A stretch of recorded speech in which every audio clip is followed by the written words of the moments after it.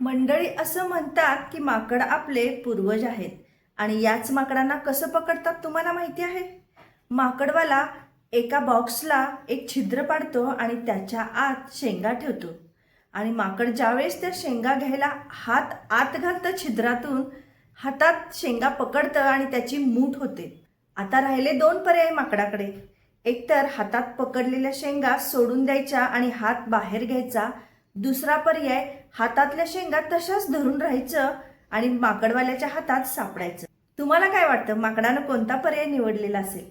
अहो, ते आपलं पूर्वज, त्यामुळं तोही दुसरा पर्याय निवडतो आणि हातातल्या शेंगा तशाच धरून राहतो आणि माकडवाला त्याला पकडतो. कारण बऱ्याचदा आपलं वागणं ही माकडापेक्षा काही वेगळं नसतं. आपणही आपल्या आयुष्यामध्ये निरर्थक युक्तिवाद करतो. राग, द्वेष, अहंकार, आळस, भीती आणि सतत दिली जाणारी कारणं या गोष्टींना चिकटून राहतो आणि आयुष्यात पुढं जायचं विसरूनच जातो. जगणं फार सोपं होईल व ज्यावेळेस आपण हातात धरलेल्या या शेंगा माकडाप्रमाणे सोडून देऊ.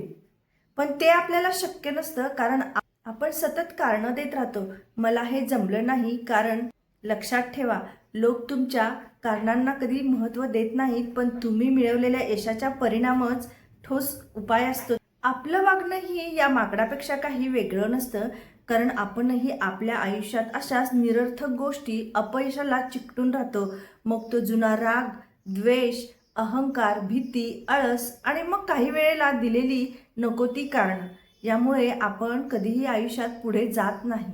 लक्षात ठेवा, जग तुमच्या अपयशाला किंवा कारणाला कधीही बघत नसतं, पण तुम्ही तुमच्या प्रयत्नातून दिलेल्या ठोस परिणामांच्याकडे, यशाकडेच त्याचं लक्ष लागून राहिलेलं असतं. आता खरी गोष्ट आपल्या हातात राहते.